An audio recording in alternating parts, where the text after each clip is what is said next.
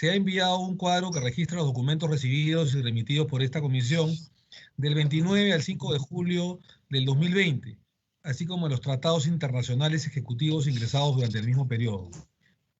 No se pudo presentar un reporte individual de los proyectos de ley ni decretos de urgencia ingresados como se suele alcanzar cada semana, debido a que el sistema de trámite documentario presentó una falla técnica y ha sido ya reportada a efectos que se soluciona a la brevedad. Sin embargo, en el reporte general de documentos recibidos podrá observar que se encuentran todos los documentos que han sido registrados como recibidos durante dicho periodo, incluyendo los proyectos de ley y decretos de urgencia recibidos. No ingresaron decretos legislativos. Si tuvieran algún interés de que estos documentos puedan llegar a sus manos, por favor, sírvase solicitarlo a través de Secretaría Técnica. Segundo, acta. A sus correos electrónicos y por la misma plataforma Teams se ha alcanzado el acta de la 8ª sesión ordinaria de la Comisión de Constitución de fecha 16 de junio del 2020.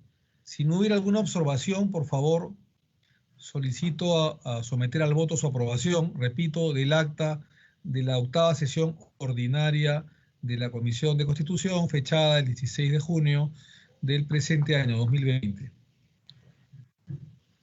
No hay entonces ninguna observación. Doctora Urán, por favor, sírvase, digamos, llamar a los congresistas con la misma asistencia para registrar el sentido del voto, digamos, de estas, y aprobación del acta, repito, de la 8ª sesión ordinaria de la Comisión de Constitución del 16 de junio del 2020. Por favor, secretaria técnica, con la misma asistencia, el sentido del voto de los señores congresistas. Congresista. Buenos días, presidente. Disculpe, por favor. Sí. Para consignar mi asistencia, Cristina Retamoso. Encantado, congresista Retamoso, con mucho aprecio, claro que sí. Bienvenida, sí, más bien. Adelante. Señor congresista Aliaga Pajares. Señor congresista Almerí Beramendi. Presente, señorita relatora, congresista Almerí. Señor congresista Almerí, estamos votando la aprobación del acta número 8 de la sesión, del 8ª de la sesión ordinaria. A favor, señorita. Gracias. Señora congresista Chávez Cosío.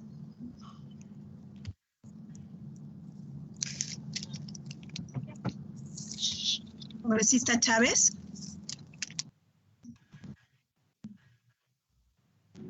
Congresista Columbo Murata.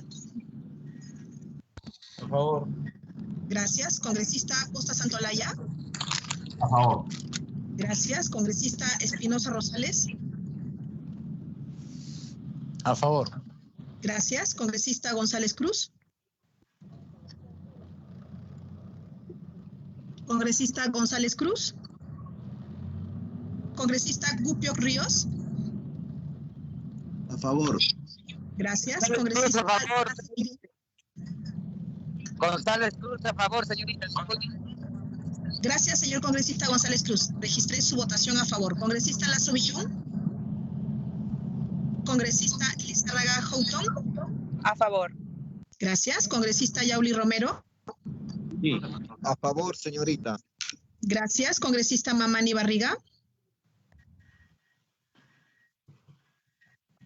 Congresista Mamani. Congresista Mesía Ramírez. A favor. Gracias. Congresista Omonte Durant. Congresista Omonte. Congresista Paredes Eizaguirre. Congresista Paredes. Congresista Pineda Santos. Ellos crearon este problema. Congresista Pineda. A favor. Gracias. Congresista Ramos Zapana. A favor. Gracias. Congresista Raime Marín. A favor.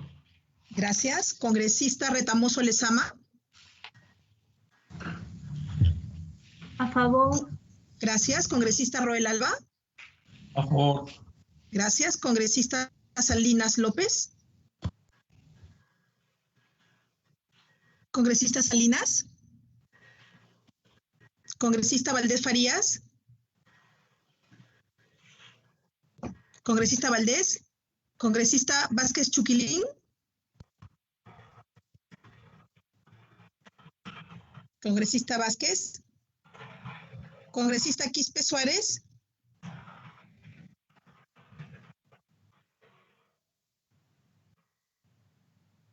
Congresista Chejade Moya.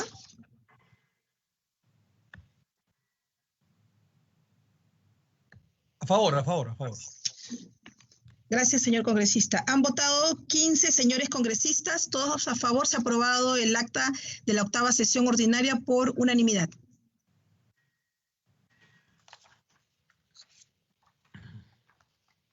Muy bien, muchísimas gracias, doctora Durán. Muy bien, entonces se aprobó por unanimidad el acta de la 8ª sesión ordinaria de la Comisión de Constitución y Reglamento. Sección Informes, punto número 3, en agenda de orden del día. Señores congresistas, el día de ayer se ha recibido el oficio número 052 de 2020, PJ, Jurado Nacional de Elecciones, por el cual el presidente del Jurado Nacional de Elecciones remite a su despacho una copia del acuerdo de la Jurado Nacional de Elecciones de fecha 2 de junio de 2020, que aborda la situación en la que se encuentran las organizaciones que pretenden su inscripción ante el registro de organizaciones políticas frente a las medidas de aislamiento social obligatorio dictadas en el marco de la declaración de estado de emergencia nacional por el brote del COVID. En dicho pronunciamiento que adjunta al oficio, el Pleno acordó, entre otros, aprobar la virtualización del procedimiento de inscripción de organizaciones políticas ante el registro de organizaciones políticas del Jurado Nacional de Elecciones y solicitar al Congreso de la República que evalúe la aprobación de una norma que amplíe excepcionalmente y por única vez para las elecciones generales de 2021 el plazo máximo para la inscripción de organizaciones políticas ante el registro de organizaciones políticas. Este documento se encuentra compartido en el chat de esta plataforma y si lo quieren de manera física, por favor solicitarlo a Secretaría Técnica para darle todo tipo de facilidades a los ilustres miembros del Pleno de esta Comisión de Constitución. Si algún congresista tuviera algún tema sobre el cual informar, por favor sírvase a indicarlo.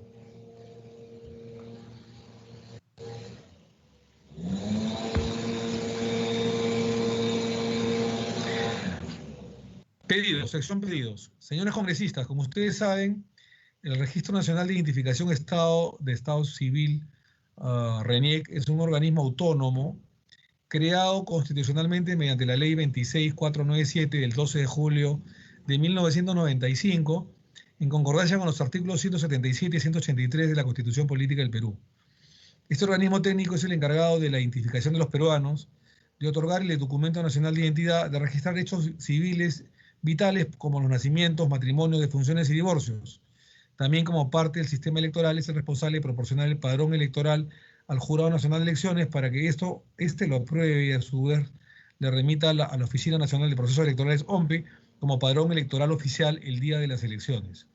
El domingo 12 de julio próximo, el Registro Nacional de Identificación y Estado Civil, RENIEC, celebrará su 25 aniversario de vida institucional, por lo que hoy saludamos a sus autoridades y trabajadores en general y le deseamos los mejores éxitos en su gestión al señor Bernardo Pacha Serrano, jefe nacional del Registro Nacional de Identificación y Estado Civil, RENIEC.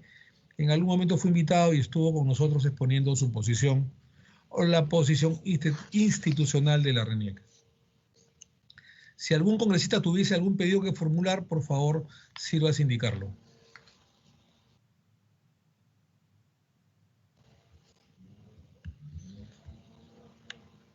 Muy bien. Orden del día. Punto 5, orden del día.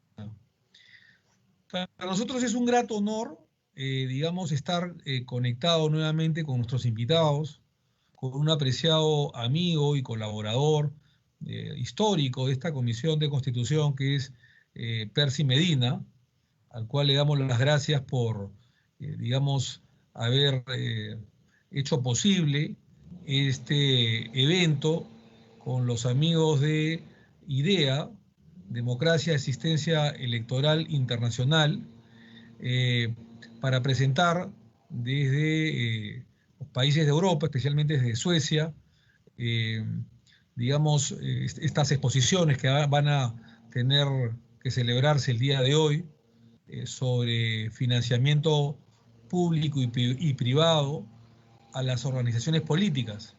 Como ustedes bien saben, este es un tema muy importante que pertenece a la lucha contra la corrupción de manera transversal, que el Congreso de la República, sobre todo a través de la Comisión de Constitución, viene librando ya hace mucho tiempo. Es sabido por todos ustedes que durante muchas décadas se ha filtrado financiamiento fundamentalmente privado, producto de la corrupción, o, digamos, producto de empresas privadas o personajes oscuros, el cual hipotecan a los candidatos que después son elegidos a través del voto popular. Y creo que es un momento muy importante para tratar de mejorar la legislación vigente el día de hoy y abordar un tema que es principalísimo no solamente en el Perú, sino también en el mundo. Por eso le damos las gracias a nuestro querido amigo y colega, el doctor Percy Medina, por haber hecho realidad estas exposiciones de dos especialistas, digamos, en derecho electoral y sobre todo en lo que es financiamiento público y privado a los partidos políticos. Por eso que para mí es un agrado, en primer lugar, ofrecerle nuestro agradecimiento, gratitud a Percy Medina, que ha sido de alguna manera el propulsor de estas dos conferencias internacionales que se van a aplicar el día de hoy en la Comisión de Constitución. Hemos preferido que sea el día de hoy y no mañana, miércoles, que es la sesión extraordinaria, por el cambio horario, ¿no? Ustedes saben que en los países de Europa, Suecia, en fin, en otros países, España, Alemania, Suiza, digamos, hay 7, 8 horas de diferencia horaria. Si lo hacíamos a las 3 de la tarde o 3:30, donde comienza la Comisión de Constitución el día de mañana, digamos, para nuestros expositores que están enlazados el día de hoy desde Europa, esto tendría que ser para ellos entre las 11 o 12 de la noche y hubieran terminado a la 1 o 2 de la mañana, ¿no? Lo cual no está acorde a lo programado, a lo lógico, entonces a lo pragmático. Entonces creo yo de que el día de hoy se presta, a pesar que ya en Europa es, digamos, no voy a decir 8 de la noche, porque el verano europeo todavía a las 7, 8 o 9, o incluso 10 es de día, ¿no? Para nosotros, sea verano o invierno, las 7, 8 ya es de noche, pero en Europa, cuando es verano, oscurece después de las 10 o 10:30 de la noche, que para ellos todavía sigue siendo de día.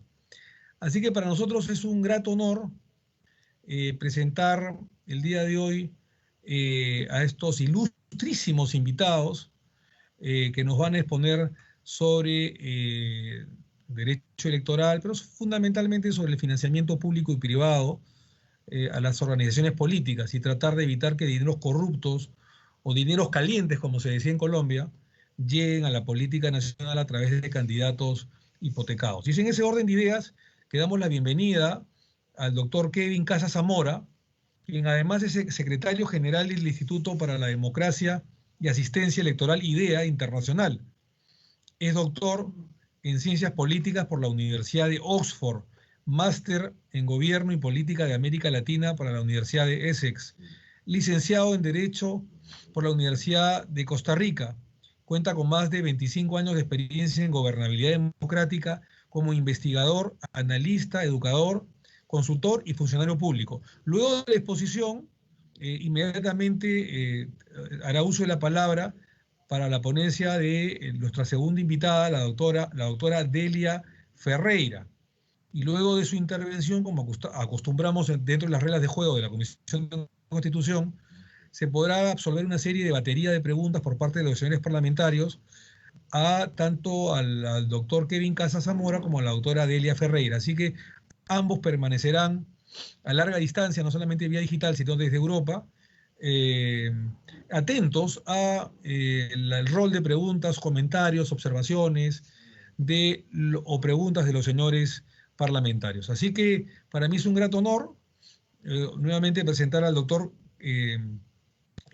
Kevin Casa Zamora, para que pueda hacer uso de la palabra y estar con nosotros por el tiempo que él considere menester o pertinente sobre el tema de el financiamiento público y privado a las organizaciones políticas o partidarias. Así que sin más trámite, doctor Kevin Casas tiene el uso de la palabra por el tiempo que considere pertinente, y muchas gracias por su presencia y estamos muy felices, muy encantados con su presencia y con su exposición. Así que con mucha simpatía, doctor, adelante, por favor, doctor Kevin Casas Zamora. Muchas gracias, presidente. Satisface muchísimo la amable invitación que me han hecho a ser parte de las deliberaciones de la Comisión de Constitución y Reglamento. Además, le agradezco a mis colegas del equipo de IDEA en Perú y particularmente al querido amigo Percy por haber hecho posible nuestra presencia aquí. Y quiero además aprovechar la oportunidad para saludar a Delia, que es una querida amiga y muy conocida de estas lides. Nos hemos topado a lo largo de muchos años hablando de estos temas. Realmente es un gusto que Delia, que además es la presidenta de la Junta de Transparencia Internacional, pueda ser parte de esta conversación. A ver, yo celebro que estemos teniendo esta discusión y debo decir que, como algunos de los miembros de la comisión pueden dar fe, no es la primera vez que participo en este debate sobre el financiamiento político en Perú. Imagínense ustedes que allá por el año 2004 me tocó ir por primera vez a Perú, en aquel momento como consultor, a participar de algunos de los esfuerzos que estaba haciendo la OMPE para impulsar algunas reformas en este campo. Luego, muchos años después, en el año 2017, de nuevo atendiendo una invitación organizada por Percy y por algunos de los miembros de esta comisión. Me acuerdo en particular del buen amigo, el congresista Gino Costa, que nos abrió un espacio para conversar de este tema. Yo en ese momento todavía no estaba con IDEA, pero tuve la oportunidad de ir a Lima a conversar con algunos miembros de partidos políticos, con algunas autoridades electorales y en concreto con algunos congresistas sobre lo que en aquel momento se preveía iba a ser una reforma en esta materia. Así que ya tengo alguna experiencia en ser parte de esta discusión. Perú ha pasado de tener, a lo largo de los últimos años, de tener un sistema virtualmente desregulado del financiamiento político a tener uno que tiene por lo menos algunos de los instrumentos fundamentales para regular el papel del dinero en la política. No es óptimo, como no lo es óptimo ninguno en el mundo, pero tiene por lo menos algunas de las herramientas legislativas más importantes. Algunas de esas herramientas legislativas fueron introducidas como resultado de reformas legislativas en el año 2015. Y luego, claro, está la reforma, lo que se deriva de la reforma constitucional aprobada a finales del año 2018 en referéndum. Debo decir, además, y como una forma de enmarcar esta discusión, pero además me parece de reconocer un esfuerzo valioso, que muchas de las cosas que voy a decir están en el reporte y los proyectos de la Comisión de Alto Nivel para la Reforma Política encabezada por el doctor Fernando Tuesta Soldevilla, que a mí por lo menos me parece un excelente esfuerzo. Y me parece que es una herramienta muy útil, cuando menos para iniciar y enmarcar esta discusión. Hay propuestas muy valiosas ahí que francamente coinciden mucho con lo que yo les voy a decir acá. Como tengo poco tiempo, me pidieron que hablara 15 minutos. Vamos a ver. Perdón, doctor Kevin Casas, hable el tiempo que usted considere necesario. No hay ningún tipo de restricción. Adelante, por favor. Lo vamos a escuchar con todo aprecio. Adelante, por favor. Le agradezco, presidente, pero bueno, lo bueno, si es corto, es doblemente bueno. Así que voy a tratar de ser lo más conciso posible. Quisiera dedicar algunas reflexiones a cada uno de los temas definidos como prioritarios por esta comisión. El primero de ellos es el tema de la publicidad subsidiada por el Estado. Esta es sin duda una de las más importantes reformas aprobadas en el 2018.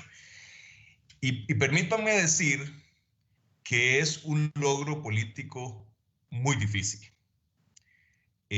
Porque este tipo de reforma que hace que el Estado asuma la publicidad electoral de los partidos al tiempo que restringe la compra de publicidad por medios privados,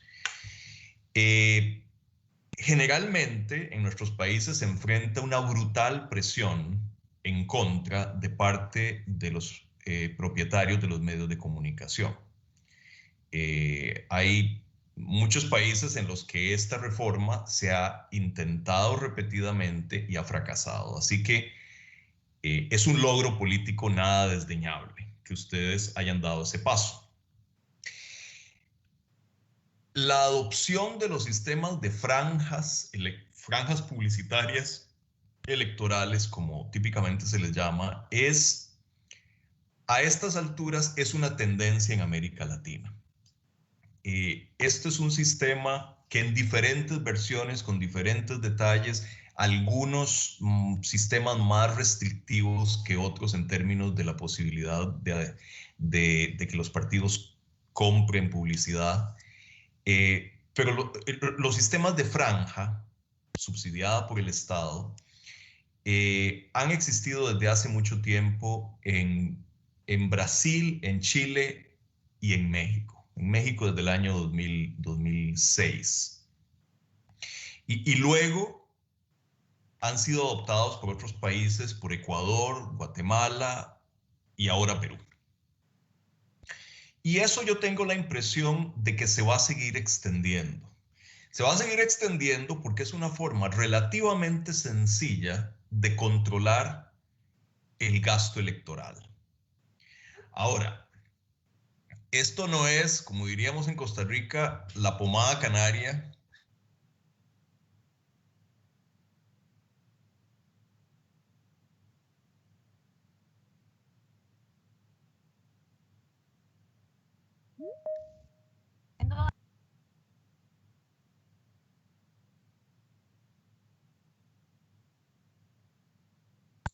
Presidente, se interrumpió la... Adelante, por favor, doctor Casas. Adelante. Encantado. ¿Me escuchan? Sí. Sí, adelante, doctor, por favor. Perfecto. Mire, decía que como decimos en Costa Rica, la adopción de franjas electorales no es la pomada canaria, no es la solución a todos los problemas. De hecho, no está desprovisto de efectos, es una medida que no está desprovista de efectos negativos. Yo creo que en general es muy positiva, pero no está desprovista de efectos negativos.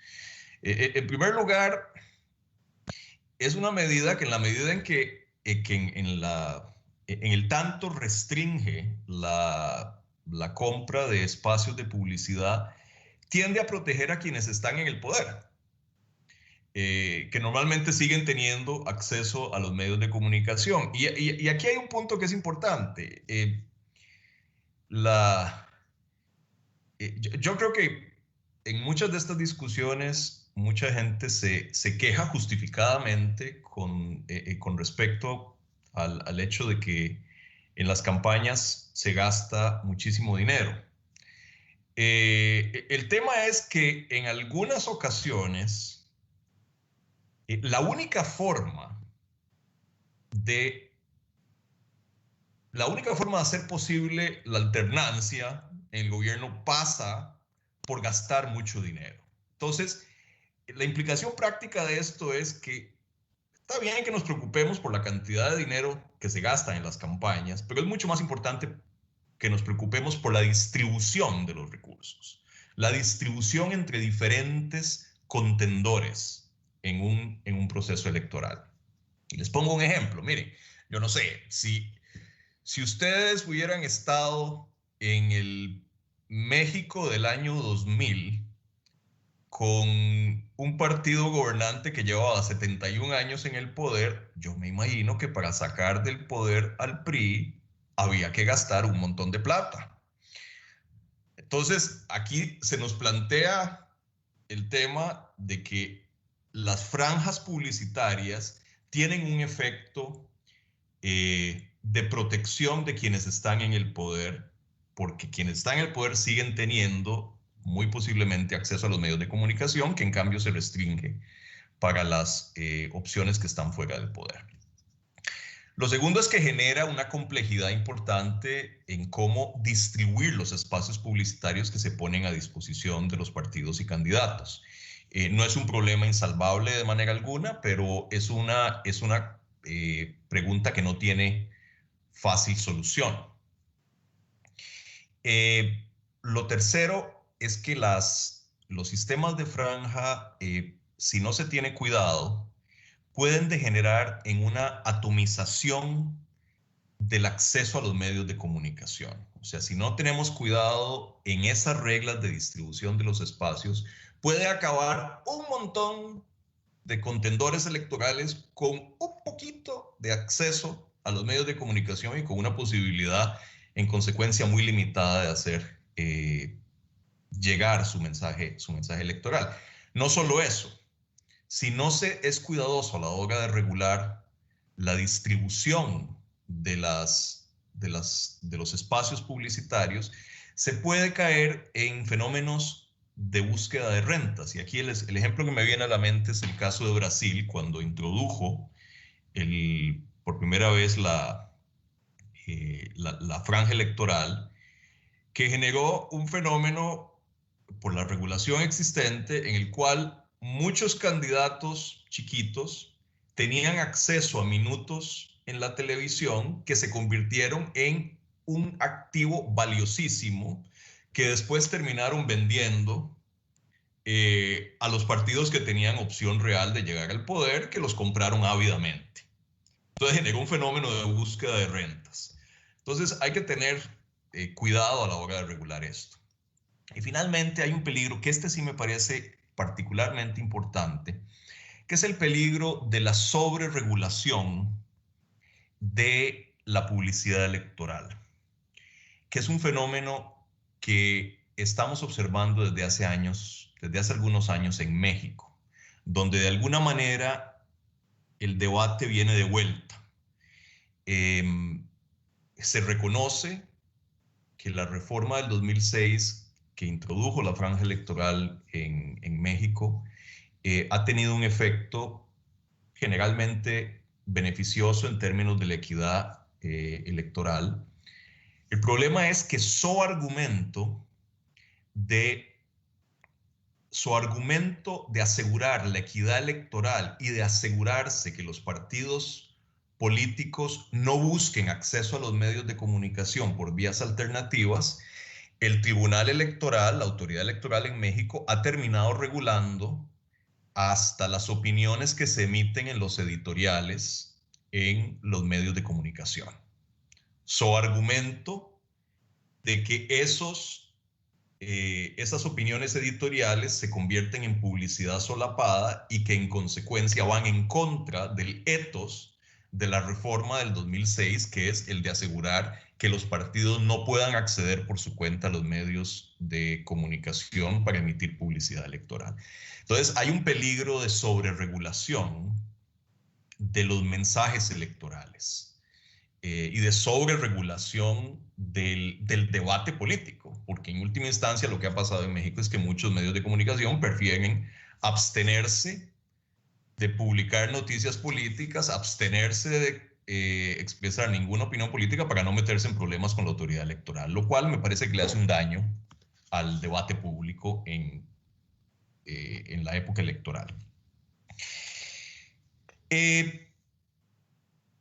Como decía, hay una pregunta importante que tiene que ver con cómo se distribuyen los espacios publicitarios puestos a disposición por medio de la franja.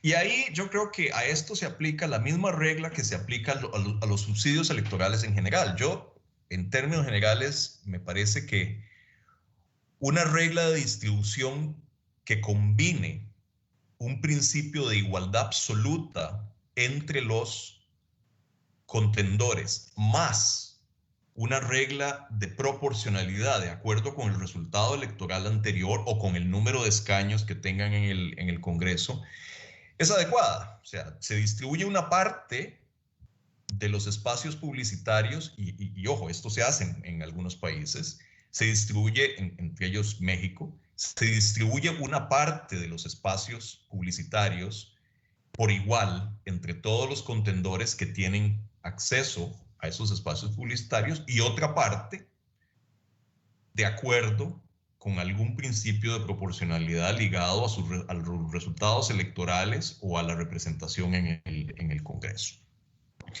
Y eso no resuelve todo el problema, porque el tema es que los espacios en los medios de comunicación no son iguales. Dependiendo de los horarios a los que a uno lo pongan en una televisión, en una estación de televisión, puede tener un alcance más o menos limitado. Entonces, lo mejor es, me parece a mí, dejar en manos de una comisión independiente la distribución específica de los espacios entre los contendores electorales. O sea, con algún sistema que garantice la independencia de quienes definen la distribución de esos espacios disponibles. Ahora hay un tema que se plantea con una intensidad que no se planteaba antes, que es el tema de la publicidad pagada en redes sociales. Ese es un tema muy espinoso. Que, miren, yo aquí confieso mi perplejidad y mi falta de propuestas concretas. La publicidad en redes sociales es casi imposible de regular. Y en particular es casi imposible de regular sin meterse a regular el contenido de los mensajes en redes sociales, lo cual me parece que presenta peligros graves para la libertad de expresión.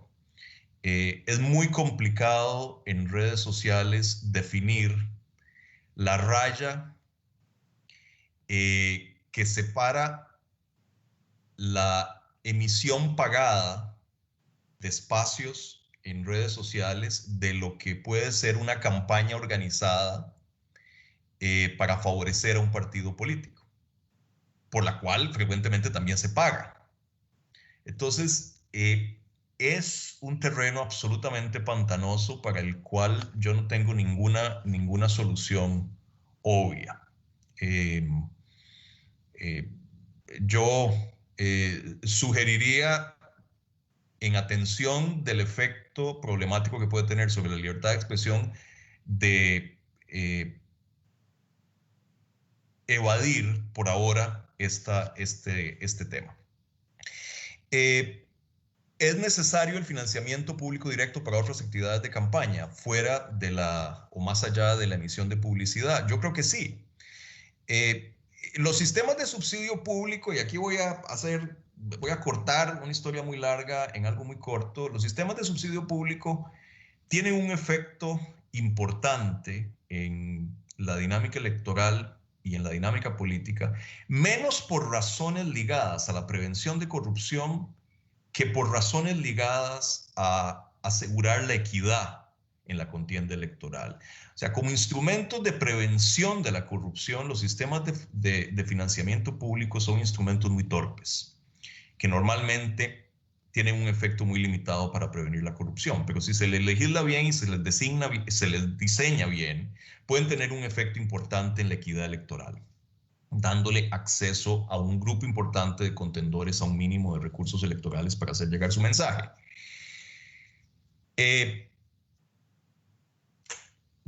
Y yo creo además, en abono a la tesis de que es importante fortalecer los sistemas de financiamiento público directo, que aquí no se trata únicamente de la publicidad. Esta es una discusión larguísima y no me voy a meter en los detalles acá, pero la carga de la publicidad en medios de comunicación en el total del costo de las campañas tiende a ser menos de lo que se piensa. Aquí, de nuevo, podría dar un montón de ejemplos, pero qué sé yo, me acuerdo cuando tuve que hacer investigación sobre esto para el caso de Costa Rica, la carga de la emisión de publicidad palidecía en su costo frente a lo que le costaba a los partidos políticos recrear una estructura territorial nacional cada 4 años. Eso era carísimo. Eso era mucho más caro que la emisión en publicidad.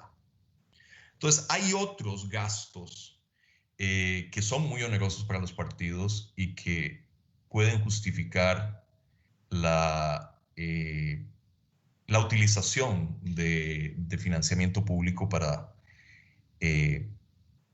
hacerlos posibles. Y una cosa adicional, que es que ese gasto en medios de comunicación es proporcionalmente menor cuanto más local sea la elección. En las elecciones nacionales claramente se gasta mucho en medios de comunicación, pero cuanto más se vaya bajando al nivel territorial, menos importante resulta. Digo, porque es un gasto muy ineficiente. Es un gasto muy ineficiente cuando se está a nivel local.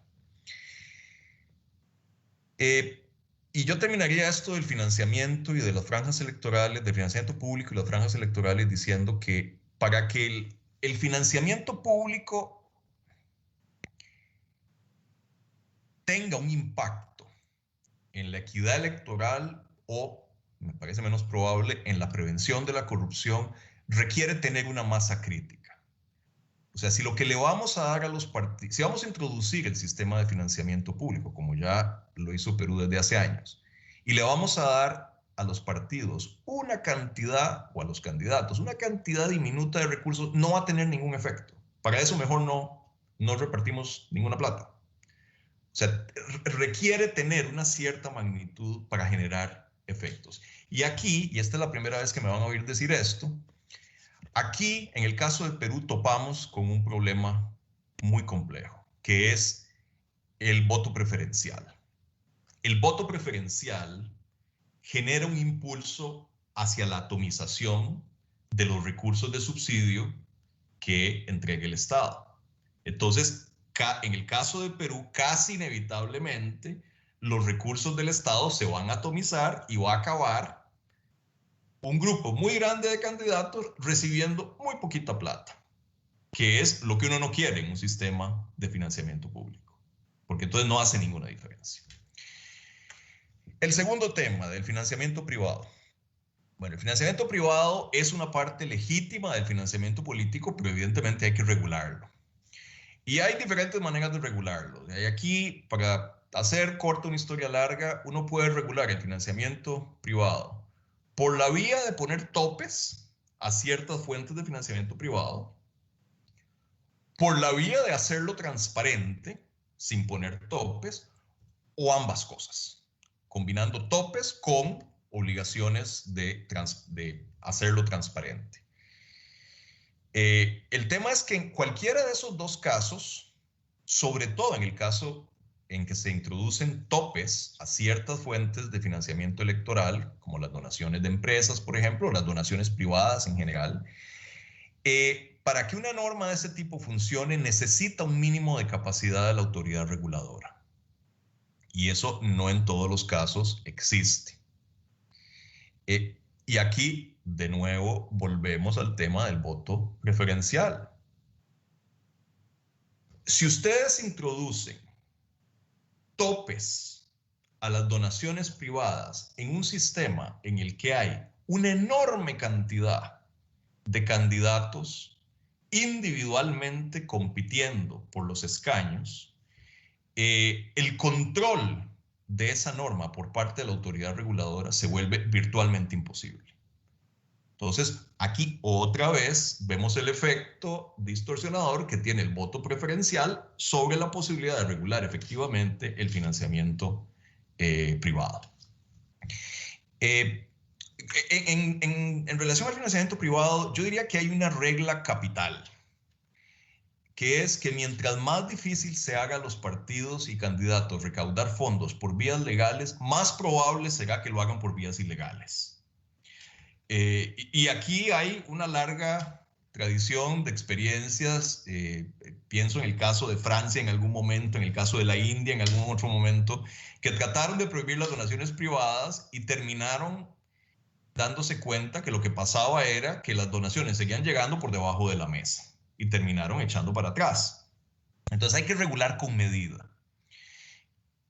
¿Qué significa regular con medida? A mí me parece, por ejemplo, en tratándose del financiamiento privado, a mí me parece que es absolutamente razonable prohibir las donaciones de personas jurídicas, las donaciones de las empresas en particular. Yo, francamente, por más que lo pienso y por más que busco, no encuentro ningún argumento razonable que justifique concederle a las personas jurídicas la posibilidad de hacer donaciones electorales. Imagínense ustedes que durante muchos años, en Suecia, que es donde estoy yo ahora, en Suecia hubo un debate muy interesante sobre si hacer transparente el financiamiento de las campañas o no, porque el argumento que usaban los suecos era que la posibilidad de donar a una campaña era de alguna manera una extensión del derecho de sufragio que uno tenía, y que en la medida en que el sufragio era secreto, debía ser también secreta la información de a quién yo donaba en una campaña. El tema es que se concebía como una extensión del sufragio, y podemos tener otra conversación de si ese argumento tenía sentido o no. A lo que voy es que se concebía como un derecho de ciudadanía para los ciudadanos, valga la redundancia. No hay ningún argumento normativo que permita anclar un derecho de las empresas a contribuir en una campaña, en la medida que no tienen derechos de ciudadanía. La prohibición de donaciones de las empresas es también una tendencia regional, me parece a mí. Se adoptó en la última reforma electoral, en la última reforma del financiamiento político en Chile, se adoptó en Brasil, se adoptó en Costa Rica, y debo decir que en el caso de Costa Rica, que es una experiencia que conozco bien, ha tenido un efecto bastante saludable en las campañas.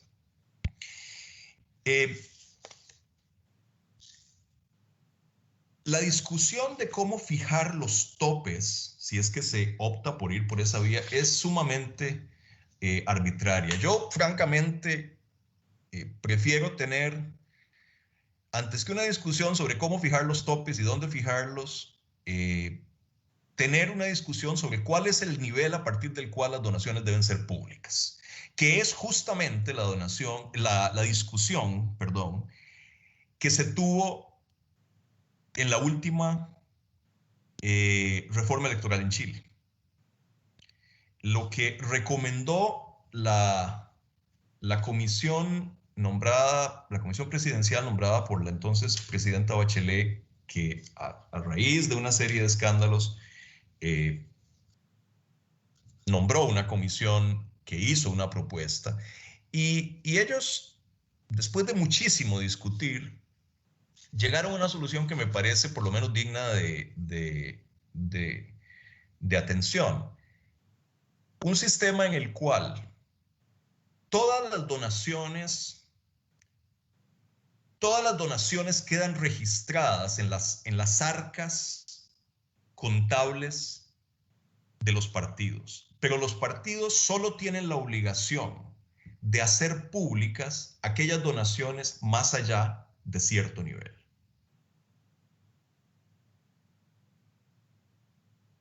Un nivel a partir del cual se presume que hay un interés público en que se conozca esa donación. Pero todas quedan registradas en algún lado. Esa me parece que es una solución interesante, por lo menos. Luego hay un tema en el que yo sí tengo una opinión muy fuerte, que es el tema del secreto bancario. Yo ahí, de manera enfática, les recomiendo eliminar el secreto bancario y tributario cuando se trata del financiamiento político. Ese es un paso que se tomó en Costa Rica por virtud de una resolución de la Sala Constitucional y también en México. Y de nuevo, en el caso de Costa Rica ha tenido un efecto salutífero impresionante. Realmente facilita muchísimo la aplicación de la normativa vigente cuando se libera de las exigencias del secreto bancario y tributario a las investigaciones sobre este tema. El tercer tema, que es la supervisión de fondos y las sanciones. Toda regulación es tan buena y tan efectiva como lo sean los recursos para hacerla aplicar. Y aquí es crucial que si se hace una reforma del financiamiento, la regulación del financiamiento, se le den recursos financieros, humanos y legales al órgano supervisor. Y créanme que hay un montón de ejemplos en los que esto no ha sido el caso. Entonces, eso es adoptar una reforma en el papel y condenarla al fracaso, lo que no hace sino aumentar el cinismo prevaleciente.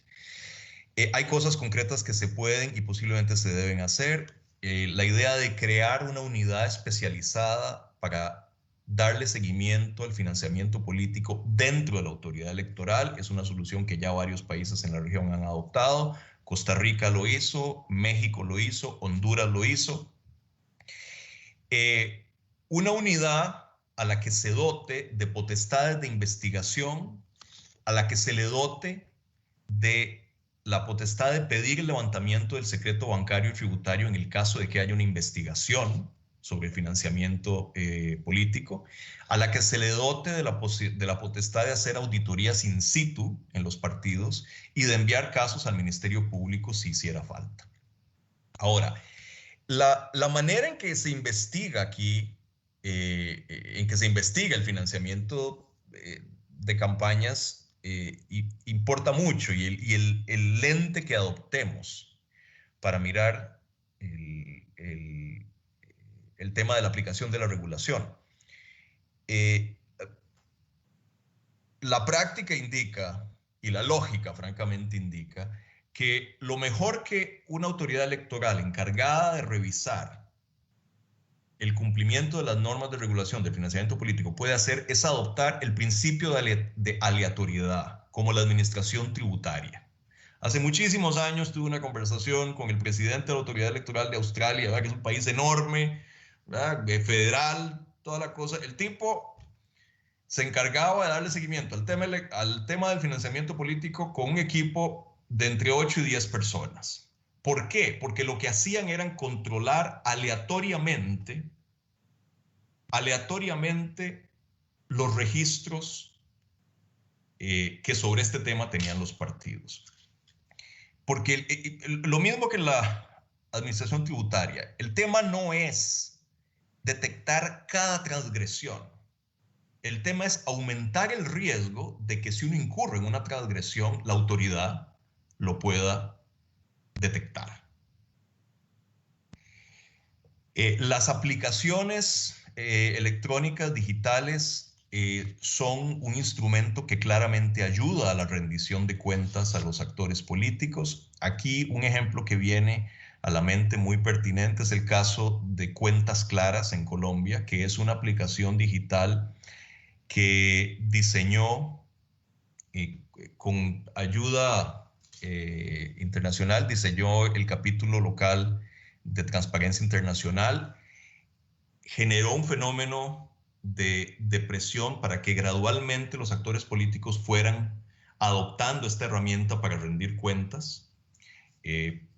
tanto de la plata que recibían como de la plata que gastaban, y la adopción fue creciendo a tal punto que la autoridad electoral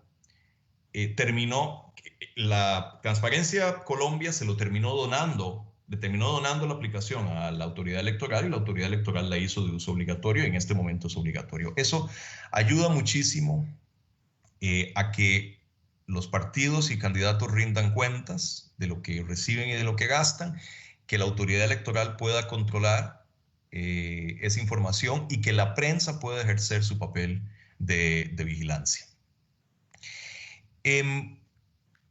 Sobre los sistemas de sanciones, mire, yo aquí lo único que diría es que lo que es crucial en materia sancionatoria es que el sistema de sanciones que se adopte, que tiene que haber uno, porque si no, la legislación está pintada en la pared, que sea gradual y sea creíble, que tenga una variedad de sanciones, un abanico de sanciones que va desde las multas hasta la retención del financiamiento público en caso de transgresiones más graves, que incluya sanciones penales para transgresiones muy serias y que incluya sanciones políticas. Esto es, las normas que existen en algunos países mediante las cuales si alguien que resulta electo lo hace como resultado de una campaña en la que vulneró de manera grosera la normativa del financiamiento, de regulación del financiamiento político, puede perder su curul, puede perder su cargo. Esta norma existe desde hace muchísimo tiempo en Francia, existe en Canadá y gradualmente y recientemente en modalidades distintas ha sido adoptada en México y en Chile. Una cosa a la que hay que tener frente a la cual hay que tener mucho cuidado es la tentación de introducir sanciones atómicas en la legislación. Y aquí me acuerdo del caso de Senegal, en el que hasta hace poco en la legislación existía, para cualquier transgresión a la normativa de regulación del financiamiento, existía una sola sanción. Y la única sanción que existía era la disolución del partido político. Entonces imagínense ustedes el predicamento en el que se encontraba una autoridad electoral en una situación en la que por una transgresión menor, la legislación la obligaba a disolver al partido de gobierno. Digo, obviamente, lo que pasa con una norma de ese tipo es que termina por ser inobservada en la práctica. Y finalmente, sobre el tema de las sanciones, un asunto que es crucial es individualizar las sanciones. Que se sepa quién es el encargado de asegurar el cumplimiento, la observancia de las normas de regulación del financiamiento político en cada campaña. Y aquí hay una figura que es maravillosa y que ha sido adoptada con diferentes modalidades por muchos países, que es la figura del agente electoral, que es una figura de raigambre británica, tiene más de un siglo de existir, que consiste en que cada campaña en el Reino Unido tiene un personaje que se llama el agente electoral, cuya única función es asegurarse que la campaña observe las regulaciones del financiamiento político. Y si no son observadas esas normas, es el agente electoral personalmente responsable por aquella transgresión. Diferentes versiones de esta figura existen en diferentes países, porque el principio me parece que es crucial. Acabo con algunas recomendaciones de naturaleza general. Yo creo que el primer tema que es crucial aquí es enfocarse en fortalecer. Ustedes ya tienen leyes, y más perfectas, menos perfectas, pero ya tienen instrumentos legales. Hay que enfocarse en fortalecer la aplicación de la ley, en darle recursos humanos, financieros, legales a la autoridad electoral para hacer valer esa ley. Ese es el problema fundamental que enfrenta la regulación de financiamiento político en todo el mundo, el déficit de aplicación. La brecha enorme que separa lo que está en los códigos de lo que realmente se aplica. La segunda recomendación es que le pongan atención prioritaria al nivel local. Porque cuando se tienen estas discusiones sobre financiamiento político, rara vez esa discusión baja lo suficiente como para hacer aplicable los principios de la legislación al nivel local. Y es en el nivel local donde existe una posibilidad mayor de que se cuelen recursos del crimen organizado. Y en esto, digo, no les estoy inventando nada, esto en Perú, ustedes tienen casos de eso. Lo tercero es controlar, enfocarse en controlar mejor los costos de las campañas. Las franjas electorales son un paso importante. Y ojo que me parece que en el futuro el control del gasto electoral puede convertirse en la única forma de controlar el financiamiento político. En un mundo en el que tenemos monedas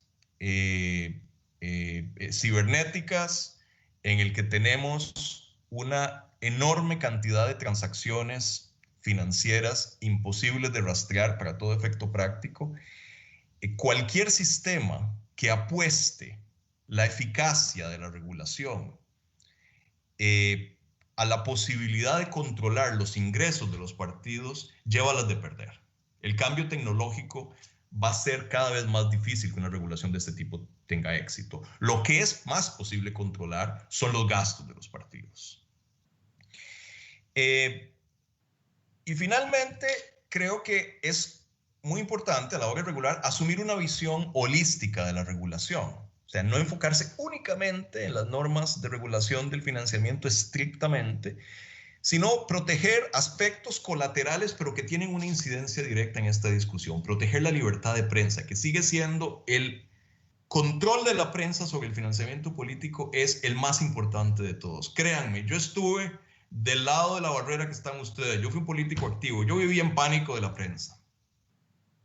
Ese sigue siendo el control más efectivo, el que ejerce una prensa independiente sobre este tema. Entonces, proteger la libertad de prensa es fundamental en esta discusión, como lo es, y esto ya lo mencioné, el levantamiento del secreto bancario y tributario, que son normas que están, digamos, en los márgenes de la discusión sobre financiamiento político estrictamente considerado. Ahora bien, aquí hay un elefante en la habitación, que yo sé, nada más se los dejo planteado y me retiro de puntillas de la habitación, que es si es posible tener una regulación efectiva del financiamiento político en Perú con el sistema electoral actual. Yo creo que no.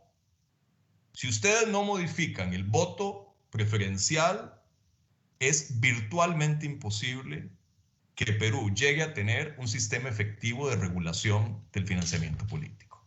Se los dejo ahí. Yo creo que en todo caso, yo celebro que ustedes estén emprendiendo esta tarea o continuando esta tarea de reformar la normativa del financiamiento político. Yo creo que es una tarea que hay que asumir con moderación, hay que moderar las expectativas. Ninguna regulación del financiamiento político va a eliminar la corrupción ni va a refundar la política de manera completa. Lo que sí puede hacer es evitar los peores abusos que tienen una incidencia en principios democráticos muy caros y centrales. Evitar los peores abusos, como por ejemplo la penetración del crimen, de los dineros del crimen organizado.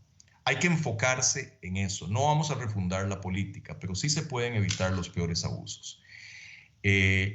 Aún en el mejor de los casos, la regulación del financiamiento político es un ejercicio de limitación del daño. Nada más.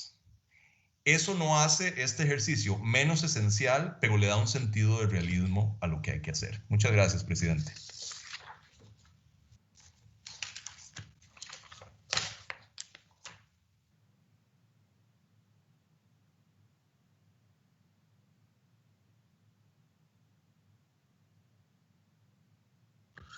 Muchas gracias al doctor Kevin Casas Zamora por su importantísima y esclarecedora intervención sobre financiamiento público y privado justamente para partidos u organizaciones políticas. Lo invitamos, por favor, a quedarse enganchado unos minutos en la plataforma digital, en la plataforma virtual, mientras podemos escuchar a la siguiente expositora con su próxima ponencia, y luego vendrán en la rueda de preguntas o comentarios, observaciones de los distinguidos colegas parlamentarios. Así que, doctor Casas, lo invitamos a estar enganchado unos minutos para escuchar a la siguiente expositora y luego ambos recibir la rueda de preguntas. Para mí también es un grato honor el día de hoy tener como invitada a la especialista Delia Ferreira Rubio, presidenta de Transparencia Internacional, que además se encuentra hoy para compartir con nosotros también la ponencia sobre financiamiento público y privado de los partidos políticos. Ustedes bien saben, la autora Delia Ferreira es una reconocida especialista en temas vinculados a transparencia, anticorrupción y financiamiento de la política en América Latina. Es doctora en Derecho por la Universidad Complutense de Madrid y ha sido presidenta del Poder Ciudadano en Argentina durante 2 años, entre otros cargos importantes que ha tenido. Además, ha sido jefa de asesoras de varios diputados y senadores en el Congreso de la Nación Argentina entre 1990 y el año 2005, es decir, ha transcurrido varios gobiernos, ¿no? Desde Menem, de la Rúa, el presidente Néstor Kirchner, y seguramente nos dará un gran alcance al respecto, trabajando además en la Comisión de Asuntos Constitucionales, como si fuera en el Perú justamente la Comisión de Constitución de ambas cámaras, Cámara de Diputados y Cámara de Senadores. Así que también ha sido asesora en Auditoría General de la Nación. Bienvenida, doctora Delia Ferreira Rubio, aquí a la Casa de la Reforma Política, Electoral y Constitucional, que es la Comisión de Constitución y Reglamento del Congreso de la República del Perú. Estamos muy halagados con su presencia, con su participación, con su ponencia, y seguramente nos brindará grandes luces con su experiencia que tiene, sobre todo en el tema del financiamiento público y privado a las organizaciones políticas. Así que, sin más trámite, doctora Delia Ferreira Rubio, tiene el uso de la palabra por el tiempo que usted considere pertinente, no hay topes, y encantadísimo y con todo afecto en poder estar con nosotros. Muchas gracias, doctora Delia. Adelante, por favor. Gracias, presidente, y gracias a los diputados que nos acompañan, a los congresistas. Es un placer estar con Kevin Casas de nuevo. Hace años que nos cruzamos en este tipo de encuentros. Gracias, Percy, por la invitación y para que haya más tiempo para realmente el intercambio después de la magnífica presentación que ha hecho Kevin. Yo me voy a concentrar en el tema de los controles y las sanciones, tal como me pidieron, pero me gustaría decir que si bien comparto muchísimas de los planteos de Kevin, en uno venimos discrepando desde hace años, que es en la prohibición de financiamiento para las personas jurídicas. Eso ha funcionado bien en algunos países y en otros países lo único que ha hecho es ocultar el verdadero origen del financiamiento de los partidos o de los candidatos, poniendo nombres de personas cuando en realidad había grupos empresarios financiando y ese era el origen, y eso después se trasuntaba en los casos de corrupción que hemos tenido. Así que aún desde el punto de vista de la filosofía de no son ciudadanos, no tienen derecho de ciudadanía, no votan, por lo tanto no podrían participar en el financiamiento, yo creo que ese argumento es solo parcialmente el fundamento de esto, porque las empresas pagan impuestos, se ven sujetas a las leyes que sancionan los congresos, a los decretos de emergencia que sancionan los presidentes, de manera tal que tienen un interés legítimo en contribuir a la campaña política y a ver quiénes ocupan los cargos públicos. Pero bueno, esa es una discusión que llevamos años sosteniendo con Kevin, así que quería dejarla planteada. Coincido con Kevin en que el enfoque que se debe dar en esta materia es un enfoque global, más que todo en nuestro país, nuestra región, porque la discusión sobre el financiamiento de la política ahora se da en el marco de una gran corrupción, una corrupción globalizada, que obviamente cambia el panorama de cuando en los años 80 volvimos a la democracia y empezamos a regular el financiamiento de los partidos. Después de Odebrecht, de Lavallato, los países latinoamericanos han visto en carne propia cómo el financiamiento de la política estaba íntimamente relacionado con casos de gran corrupción que cambiaban el panorama de decisión política en nuestros países y que han tenido consecuencias sumamente graves desde el punto de vista institucional, personal, político en nuestra región. Por lo tanto, ese es el encuadre que hoy debemos darle al tema del financiamiento, y esto tiene consecuencias esencialmente en áreas de transparencia y en áreas del control del financiamiento. Kevin hablaba de los límites a los aportes, los límites de los aportantes, los límites a los gastos de campaña, y si uno mira el continente americano, es clarísimo que hay tres grandes zonas. En Canadá, por ejemplo, el leitmotiv de toda la regulación del financiamiento de la política es la transparencia. En Estados Unidos, la libertad de expresión y el financiamiento de la política como parte de esa libertad de expresión política, y eso se refleja en la regulación que el país se da y en las resoluciones de los órganos de control. Y finalmente, del río Colorado para abajo, nosotros hemos apostado a los límites, con una confianza ciega en la capacidad normativa, como si bastara poner en las normas que está prohibido esto, está prohibido aquello y está prohibido lo de más allá, y después no tenemos capacidad de controlar ni estamos muy dispuestos a controlar. De manera tal que creo que más allá de poner límites que sean los mínimos límites razonables y siempre que sean controlables, el objetivo central en este tema, sobre todo visto desde la esfera de los casos de corrupción, es lograr la mayor transparencia posible en cuanto al origen, al destino de los fondos que emplean los partidos políticos, porque de este financiamiento van a surgir luego los problemas de conflictos de interés, de negociaciones incompatibles con la función pública, de influencia indebida, etcétera, etcétera. Entonces, la transparencia puede ayudar a brindar elementos que obviamente son importantes más allá de la campaña electoral. La transparencia en el financiamiento y el tema del financiamiento no agota su importancia en el momento de la campaña o en el momento postelectoral, sino que es importante siempre como un elemento para después valorar si las decisiones que toman los funcionarios o la forma en que los parlamentarios votan tiene que ver con el bien común, una opción ideológica, o lo que se está haciendo es pagar los favores de campaña. Para eso es fundamental contar con la transparencia.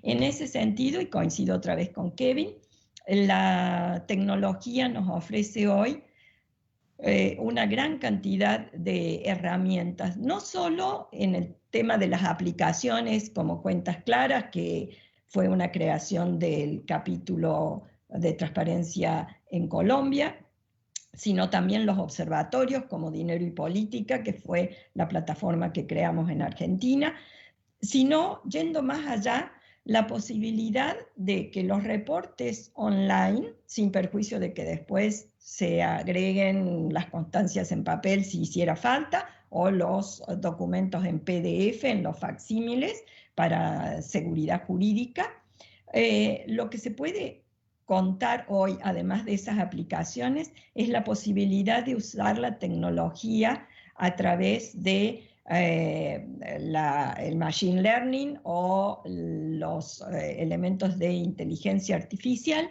para detectar patrones de conducta, para detectar zonas de peligro, para identificar problemas en una cantidad de datos que antes eran inmanejables si íbamos a tener a los empleados de una organización revisando, aún reportadas online, las cuentas de los partidos políticos. Y esto, en parte, puede facilitar el control del financiamiento vis a vis un sistema electoral como el que ustedes tienen de voto de preferencia, que hace que haya muchos sujetos teóricamente obligados a reportar. Y eso también se puede en alguna medida restringir si se canaliza el reporte a través de los partidos y no a través de cada una de las candidaturas independientes, pero más allá de cuál sea el modelo que ustedes elijan, la tecnología del control puede ayudar a la autoridad electoral a detectar los problemas, a identificar el riesgo y trabajar con mapas de riesgo en el análisis del financiamiento. El análisis del financiamiento de la política y el control ha dejado de ser un mero registro primero, esa fue la idea original, que se registren los datos, ha dejado de ser un control contable, que fue lo segundo que se hizo históricamente. Ahora es un registro de veracidad, es una auditoría real para verificar si las cuentas cierran por un lado, pero además si lo que nos están informando es la verdad sobre el origen y el destino de los fondos. Y eso la tecnología va a ayudar a facilitarlo. ¿Qué controlar? Hay que controlar todos los ingresos de cualquier origen que esto sea, y esto tiene que ver con el diseño que el país elija en materia de combinación sistema de financiamiento público o privado o mixto. Hay que controlar los egresos de cualquier volumen que esto sea. Todo lo que egresa puede ser registrable. La tendencia es a bancarizar los movimientos de los partidos, tanto en el ingreso como en el egreso, y eso obviamente facilita el control. Hay que controlar y clarificar y transparentar en consecuencia quiénes son los verdaderos aportantes de los que aportan a los partidos políticos. Y esto tiene que ver con algo que decía Kevin sobre poner un tope o un piso sobre el cual va a ser público el aporte, por debajo del cual se registra pero no se publicita.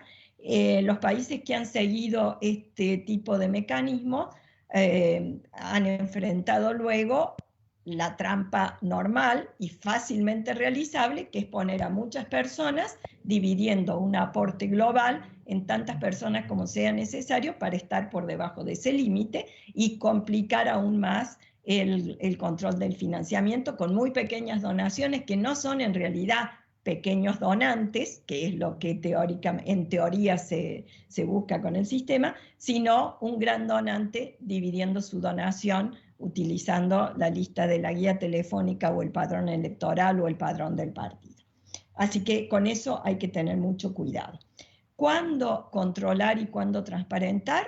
En dos momentos. La región sigue poniendo el acento en el control posterior a la elección, posterior al final de las campañas, pero también es necesario informar y controlar en el momento previo para poder dar información al ciudadano, porque una de las funciones de la regulación del financiamiento de la política es facilitar el voto informado, es decir, que el ciudadano sepa algo más sobre los candidatos o los partidos que el simple eslogan que el partido utiliza o la sonrisa de dentífrico del candidato o las veces que en Twitter aparece el candidato, y obviamente la publicidad en redes sociales tiene no solo que ver con el contenido final del financiamiento de la política, sino con la regulación global de la campaña en redes sociales y el control que eso puede significar o la manipulación sobre la ciudadanía. Cambridge Analytica fue un ejemplo, el Brexit fue otro, el referéndum en Colombia, otra instancia en que los trolls, los ejércitos de trolls o los robots en redes sociales tuvieron mucha importancia en cambiar el eje de la discusión y cambiar, según parece, el resultado de la elección. De manera tal que hay que controlar eso eficientemente, sin afectar, por supuesto, la regulación del contenido del tema. Probablemente no sea el momento de hacerlo ahora, como decía Kevin, hay mucho en juego y hay una discusión muy amplia sobre la capacidad de regulación de las redes sociales, incluso la capacidad jurisdiccional de los países para regular redes sociales, así que probablemente eso quede para el futuro, pero no es solo un tema de financiamiento de la política el que nos debe preocupar.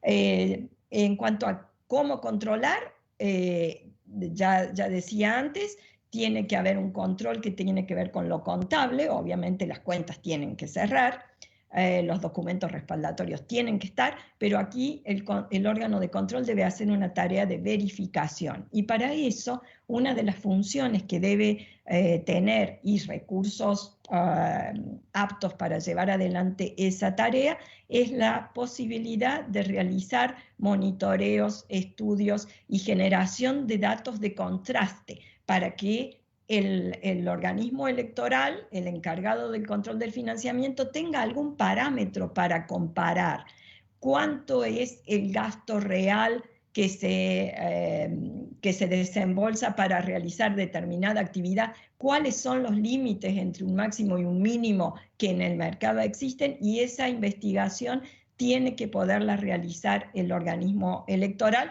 para poder contrastar si lo que le están diciendo es razonable, creíble, además de luego verificar identidades, y para todo eso la tecnología ofrece hoy la posibilidad de cruzar información con otras agencias del Estado para saber, por ejemplo, si una persona que aparece donando una gran suma de dinero tiene una declaración impositiva razonablemente compatible con esa donación de dinero. En muchos países de la región, los capítulos de transparencia han utilizado este tipo de mecanismo para detectar absolutas figuras de aportantes fantasmas que daban su nombre para que alguien o el partido mismo registrara o blanqueara los fondos que recibía. Porque uno de los problemas que en nuestra región se ha visto es no tanto la incapacidad de los partidos en acceder a fondos, sino la necesidad de los partidos de blanquear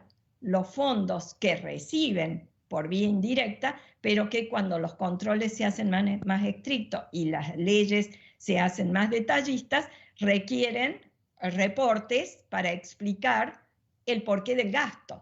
Si el partido registra un gasto de tanto, ¿de dónde salió ese dinero? Cuando eso sucede y el control de los gastos es efectivo, los partidos tienen que blanquear el dinero que han recibido muchas veces en negro, aunque no sea de origen ilícito como podía ser el crimen organizado. Muchas veces el dinero proviene de origen lícito, pero se transforma en financiamiento ilegal porque no se transparenta o no se cumplen los límites y demás, pero la valija con dinero llega, el dinero se gasta, se utiliza, y entonces hay que justificar de dónde apareció.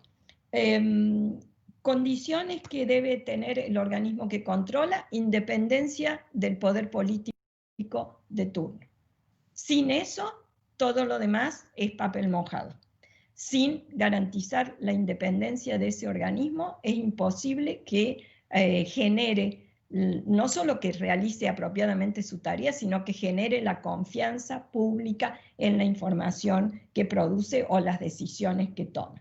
Para eso tiene que tener los recursos humanos, económicos y tecnológicos necesarios. En nuestra región estamos cansados de ver leyes muy bien escritas, creación de organismos que en el papel están garantizando su independencia o su autoridad para realizar la tarea, pero luego, por vía indirecta, se los impide a través de no asignar el presupuesto adecuado, el personal adecuado, los recursos tecnológicos que necesitan. Entonces, independencia, recursos y autoridad jurídica legal para poder llevar adelante esa tarea. En este sentido, suscribo totalmente lo que decía Kevin sobre la necesidad de levantar el secreto bancario para la autoridad que controla el financiamiento de la política, levantar el secreto fiscal para la autoridad que controla el financiamiento político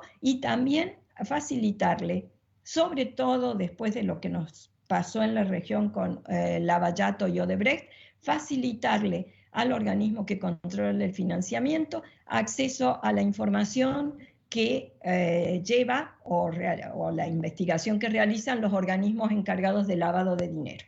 En cada país tenemos un organismo especializado, realiza investigaciones, es necesario poder cruzar esa información con la información del financiamiento de la política.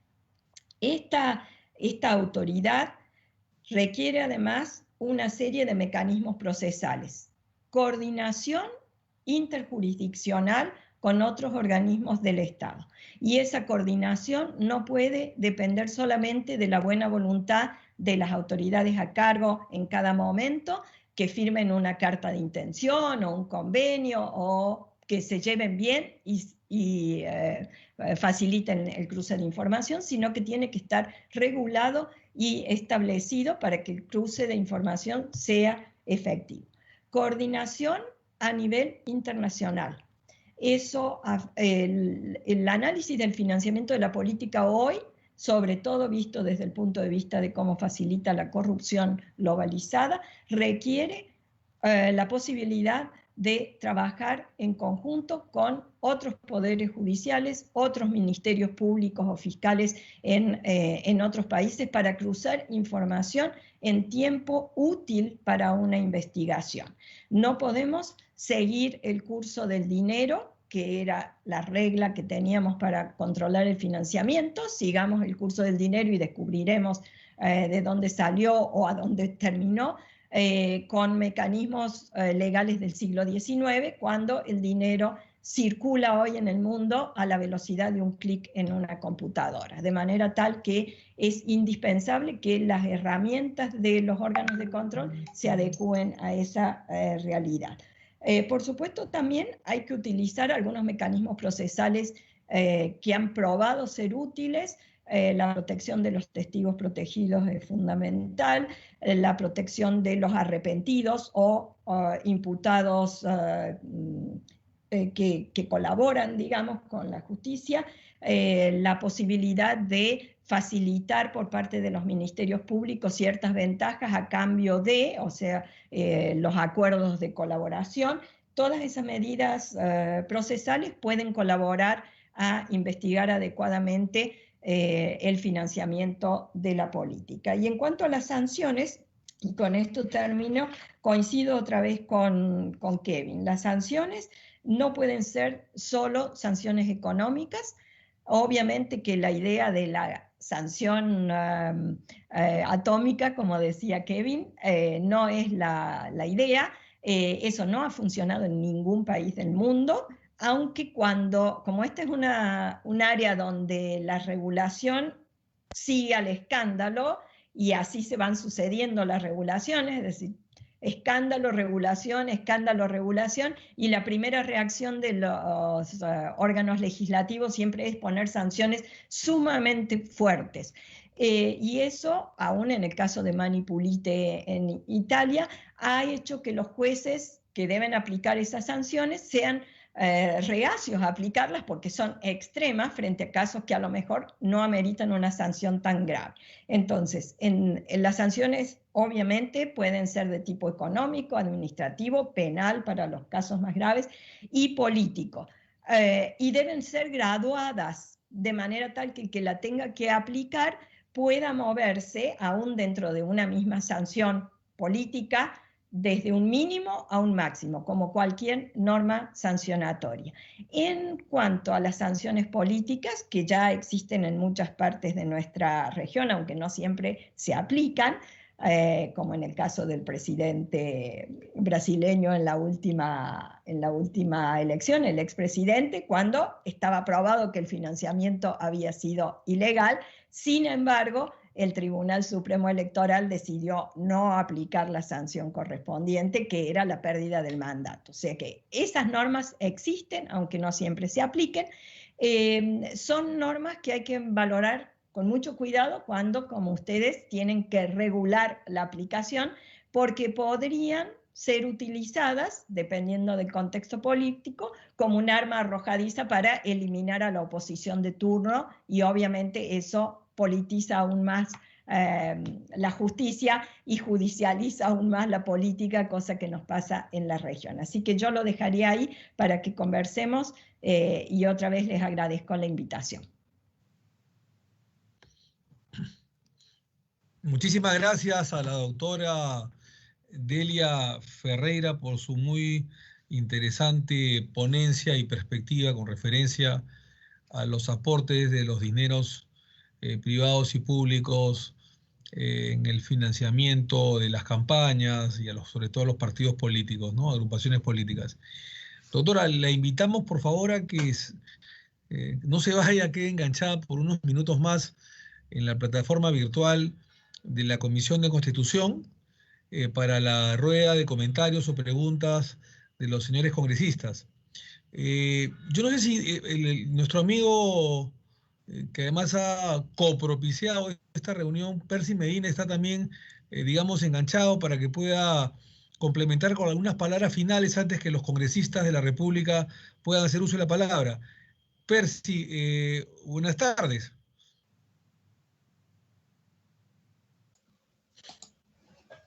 Buenas tardes, señor presidente, buenas tardes a todos los miembros de la Comisión de Constitución. Muy brevemente, para dar paso a las intervenciones de los señores y las señoras congresistas, simplemente poner quizá como elementos para estas intervenciones el que uno de los objetivos que se ha planteado la Comisión de Constitución es justamente regular los principios de transparencia y rendición de cuentas, ¿no? Que son como dos elementos que ahora están en nuestra Constitución y que habría que en la reforma legal desarrollar. Creo que ha sido muy rica la discusión o la presentación en realidad de Kevin y Delia poniendo elementos muy concretos, tanto en cuanto a la regulación del financiamiento público, donde hay una tarea concreta para diseñar algo que reemplace a la franja electoral que ha fracasado. Ahí creo que hay una tarea muy concreta para garantizar que el financiamiento público indirecto sea efectivo. El Estado gasta una buena cantidad de recursos en franja electoral, ha venido gastando una buena cantidad de recursos en franja electoral, y lo ideal sería que esos recursos se dirijan a un uso eficiente de los medios y un acceso, sobre todo, que permita a la ciudadanía informarse sobre los programas y las diferencias programáticas entre quienes son competidores en una elección. Ahí creo que hay un nudo a desatar. Otro muy importante tiene que ver con cómo se regula el financiamiento privado. Se ha eliminado ya el financiamiento de empresas, hay que regular el tema de topes, se ha hablado de la posibilidad de poner límites a los gastos de campaña, ese es un elemento también a discutir, cómo fortalecer que haya donaciones pequeñas, más donaciones pequeñas en lugar de muchas grandes donaciones empresariales, que ha sido la historia de las más recientes elecciones. Y finalmente, para no extenderme, creo que hay un gran tema en relación con las sanciones. Cómo diseñar sanciones políticas que, como ha dicho Delia, sean graduadas, sean razonables, proporcionales y que puedan ser aplicadas efectivamente sin distorsionar el juego político, ¿no? Yo no me siento, simplemente señalo algunas de las cosas quizá que podrían permitir que las señoras y los señores congresistas enfilen sus preguntas también alrededor de esos temas. Muchas gracias, señor presidente. Muchísimas gracias a Percy Medina, a nuestro secretario general, presidente de IDEA Internacional en el Perú, y además agradeciéndote, Percy, porque acá acostumbramos a reconocer, digamos, no solamente los esfuerzos, sino también los resultados, porque tú has con nosotros organizado justamente estas dos importantes conferencias de dos ilustres invitados internacionales. Así que muchas gracias por haber colaborado con nosotros en la organización y ejecución de estas dos charlas importantísimas sobre financiamiento privado y público a los partidos políticos, que creo que van a enriquecer el debate y finalmente más adelante los predictámenes a poder ser abordados finalmente por la Comisión de Constitución con otro posterior debate, teniendo como insumo justamente, entre otros, los del día de hoy, y poder finalmente tomar decisiones a través de los votos. Así que muchas gracias, Percy. La verdad es que estamos muy agradecidos, como siempre. Eres una persona muy eficiente y la verdad muy fraterna con nosotros, así que al César lo que es el César. Muchas gracias, Percy, nuevamente. Tiene el uso de la palabra, con todo aprecio, la congresista Marta Chávez. Adelante, por favor. Encantado, Marta. Gracias, presidente. Por su intermedio, saludar a Percy Medina y a la señora Delia Ferreira y al señor Kevin Casas por sus aportes en un tema en temas tan trascendentes que merecen todo el debate y ir meditando adecuadamente lo que corresponde. Valoro mucho los conceptos que ahora han compartido con nosotros y coincidimos en mucha preocupación respecto de la moralidad y la transparencia en los gastos y en el financiamiento de los partidos políticos, sobre todo en un país como el Perú, donde hay pues problemas de narcotráfico, sobre todo, ¿no? La Constitución de 1993 ya va a tener 30 años, muy visionaria, estableció en el artículo 35, que nunca ha sufrido modificación alguna, que la ley debe establecer normas orientadas a asegurar el funcionamiento democrático de los partidos políticos y la transparencia en cuanto al origen de sus recursos económicos y el acceso gratuito a los medios de comunicación social de propiedad del Estado en forma proporcional al último resultado electoral, ¿no? Esta preocupación desde hace más de 30 años de nuestra Carta Fundamental, que espero no sea, pues, en los últimos tiempos tan fácilmente, para imponer visiones que son debatibles. Yo aprecio muchísimo haber escuchado a la señora Ferreira resaltar una discrepancia tan crucial, tan importante con el señor Casas respecto al financiamiento posible de los partidos políticos por parte de las personas jurídicas. Y coincido con la señora Delia Ferreira en la posición que ella tiene, y respeto y valoro también la posición distinta que tiene el señor Casas, porque al final derecho y política son temas opinables, ¿no? Yo quisiera un poco pedirles a ellos una visión. El Perú, como no sucede creo en muchos países, el Perú tiene un sistema político con multiplicidad de partidos políticos. Hasta el momento hay inscritos 23 partidos políticos y probablemente para el año siguiente hayan quizás hasta 30, ¿no? Usualmente se presentan por lo menos 10 o 15 candidaturas presidenciales y otro tanto de listas parlamentarias. Como bien ha señalado el señor Casas, hay un problema adicional que es el del voto preferencial, ¿no? Hemos tenido acá recientemente una modificación de la legislación interna de los partidos imponiéndoles la figura de la paridad y alternancia, pero se ha mantenido el voto preferencial, lo cual cancela la paridad y alternancia, ¿no?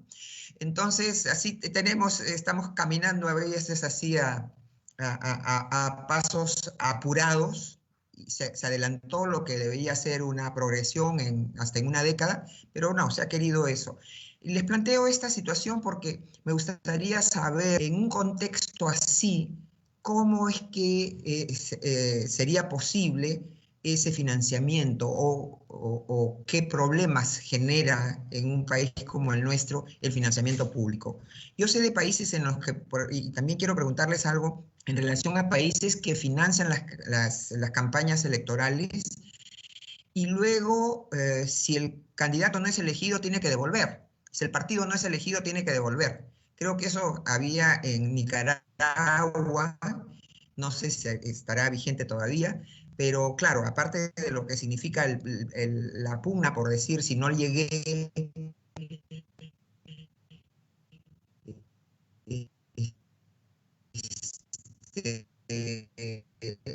fue porque hubo fraude y entonces no quiero devolver, ¿no? Pero además de eso, me interesaría saber por qué, teniendo como marco y como referencia el artículo 35 de la Constitución que les he mencionado, en los últimos tiempos hay otros poderes fácticos perdón, hay alguien que no ha apagado su micro. No. Pero creo que es esta Costa.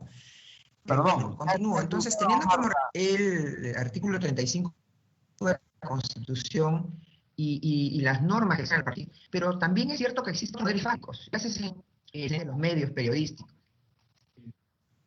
Presidente, ¿alguien no tiene su micro abierto? Bueno, continúo entonces. Adelante, por favor. ¿Qué duda cabe? Perdón, los medios de prensa, las organizaciones. Y aquí no me voy a... Perdón, congresista Chávez. Les voy a rogar, como siempre lo hacemos, que apaguen sus micros por respeto a los invitados y también a los colegas parlamentarios. Yo sé que a veces se abre de manera involuntaria, pero por favor hay que tener la preocupación que los micrófonos estén apagados para no ocasionar ninguna perturbación. Gracias, congresista Chávez. Adelante, por favor. Adelante, congresista Chávez. Está en el uso de la palabra. Presidente. Por interrupción, entonces. Por interrupción, congresista Costa. Sí. Perdón, interrupción a la congresista Chávez. Gracias, presidente. No, yo he sido el que he interrumpido intencionalmente porque el último minuto no se le ha escuchado bien a la colega Marta Chávez. Entonces, pediría que, por favor... Gracias. Claro, cómo no. No tiene por qué con esta Costa. Congresista Chávez, por favor, repita la última parte que es verdad, estuvo muy entrecortado con la transmisión. Adelante. Gracias. No, decía el señor presidente, y quería conocer un poco la opinión de nuestros invitados, en relación al tema de la transparencia en el manejo de los fondos de los partidos políticos, el financiamiento,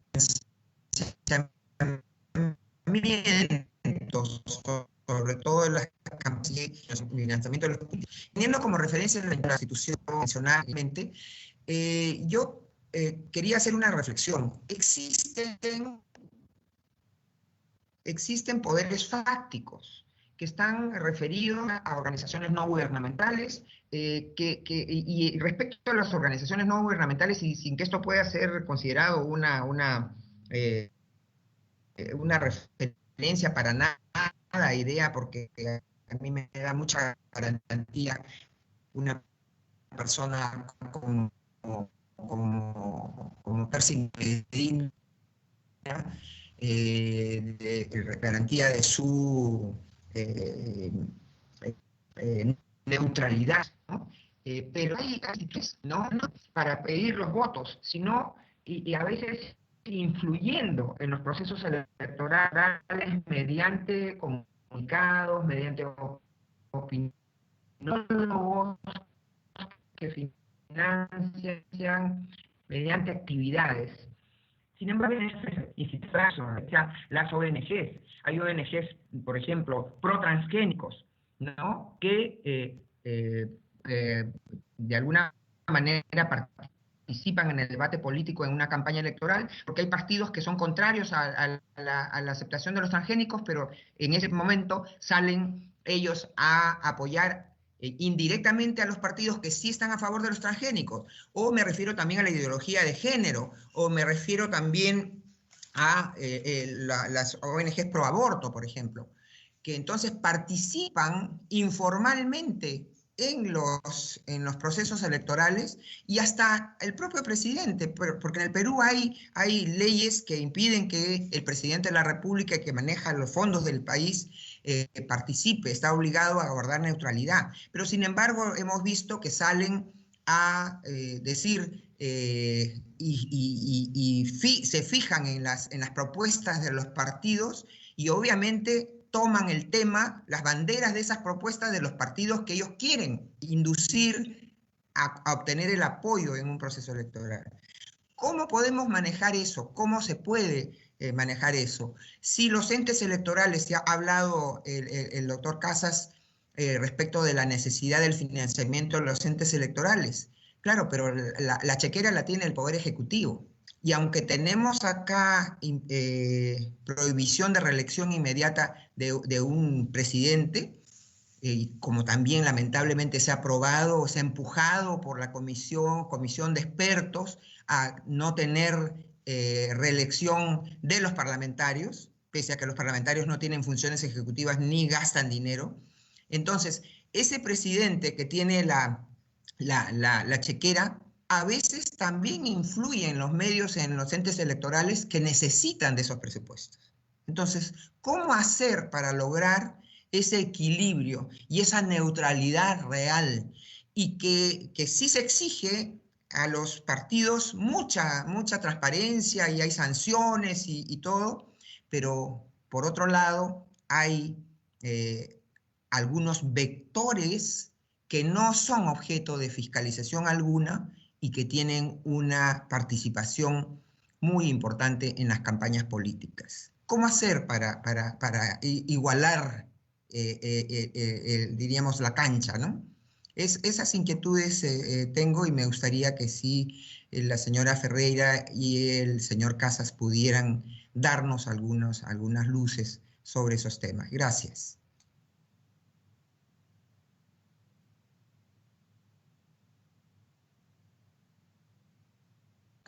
Muchísimas gracias a la congresista Chávez por su participación.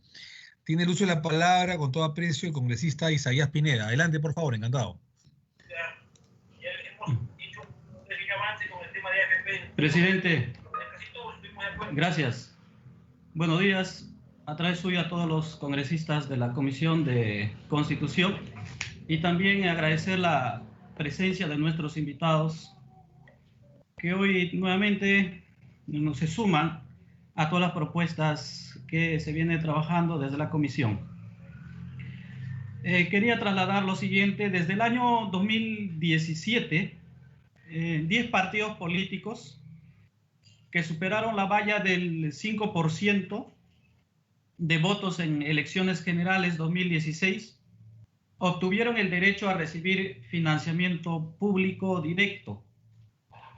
Según la norma, estos recursos deben emplearse en gastos operativos, adquisición de inmuebles, inmobiliario, así como en actividades de formación dentro de las organizaciones políticas. Al respecto, según la proyección del quinquenio 2017-2020, se tiene que el año 2021 el total del monto distribuido sería más de 74 millones de soles. Frente a la actual situación de la crisis que estamos afrontando el país y demás países del mundo, y considerando que estos fondos provienen de recursos públicos, esta distribución tendría un cambio. Estos fondos podría variar. Esta pregunta traslado a nuestros invitados que hoy nos acompañan. Muchas gracias, señor presidente. Muchísimas gracias al congresista Isaías Pineda. Tiene el uso de la palabra con total aprecio el congresista Gino Costa. Adelante, por favor, congresista. Gracias, presidente. Un saludo para usted y los colegas integrantes de la comisión. A don Percy Medina, que nos ha traído estos excelentes invitados y nos ha dado la oportunidad de escuchar tanto a Kevin como a la señora Delia Ferreira sobre un tema de la mayor actualidad. Saludos a ellos y nuestro agradecimiento por por tenerlos acá y por compartir la mirada panorámica de la región sobre los desafíos del control, ¿no? Del financiamiento de los partidos y las campañas electorales. Yo comenzaría, presidente, señalando que, en efecto, como saben nuestros invitados, hemos avanzado bastante, lo dijo Kevin Casas, el 2015, también el 2017, en el Congreso anterior se avanzó se dio un paso adelante en la regulación. En algunos casos se retrocedió, pero en general se considera que hubo un avance importante. Y luego, claro, con el referéndum y posteriormente al referéndum hemos hecho las reformas penales para establecer las sanciones penales. Pero hay aún algunas tareas pendientes, no muchas. Y en ese sentido es buena la recomendación del señor Kevin Casas en el sentido de concentrarse en quizá mejorar para asegurarse que se puede implementar bien las normas existentes, pero en lo fundamental es aplicar con éxito la legislación vigente y fortalecer a los entes responsables. Yo quiero, digamos, pedirles un poquito más de detalle quizá y de elementos de comparación regional sobre algunos de estos elementos. Yo diría, los dos desafíos más importantes que tenemos, presidente, es la necesidad de ampliar la franja. Nosotros tenemos franja con financiamiento público hace mucho tiempo, pero es una franja muy delgadita porque era complementaria al mecanismo principal de financiamiento en el acceso a radio y televisión, que era los aportes privados. Y con la prohibición de que las empresas puedan hacer aportes a las campañas, se sospecha que va a haber pues una reducción muy significativa. Y se ha apostado además por prohibir el financiamiento privado en el acceso a radio y televisión, con lo cual la única manera de acceder a los medios de comunicación es a través de la franja. Pero si dejamos la franja delgadita como la tenemos ahora, obviamente el uso de los medios de comunicación va a ser mínimo, ¿no es cierto?, en el marco de una campaña electoral, y eso sería tremendamente contraproducente para el debate público sobre las ofertas electorales. O sea, el primer desafío es cómo ampliamos esa franja y qué criterios se utilizan, y sobre esto los dos han dicho varias cosas que me parecen interesantes. Y el segundo desafío es cómo se fortalece a la OMPE, que es el organismo encargado de organizar los procesos electorales. La OMPE con frecuencia impone multas que los partidos no pagan, porque OMPE no tiene capacidad de cobranza coactiva de esas multas. Entonces, en relación con OMPE, quizá ese es una primera herramienta que deberíamos poder darle si queremos aplicar efectivamente la ley. Y segundo, ampliar también la gama de sanciones, ¿no? Ya las penales las tenemos, las económicas sin duda, las administrativas, pero contemplar la posibilidad incluso de la cancelación de la inscripción de los partidos en caso de faltas gravísimas, digamos, a la legislación vigente, no como única pena. Interesante lo que han dicho los dos sobre la necesidad de una gradualidad y evitar, ¿no es cierto?, dejarnos con solo una o dos soluciones extremas o dos sanciones extremas. Pero ahí, en efecto, la capacidad de OMPE de cobrar las multas es fundamental. Se ha referido